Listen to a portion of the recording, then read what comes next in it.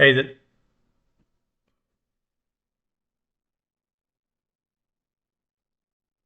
hey, this is Doug Peterson with Mobile Home Money. Today we're going to look at how to solve the problem of finding the VIN number to your mobile home. One way to do it is if you're facing the mobile home front door, you go to the right side of the home. And then underneath that, you'll see the frame. And in the frame, it'll be etched in that the full VIN number as seen here, and then a partial can be painted above that. This is from a project we're working on in Nash County. If it's a double wide like this one is, there will be an A and a B. So this is one way to find your VIN number. Hopefully you find that helpful.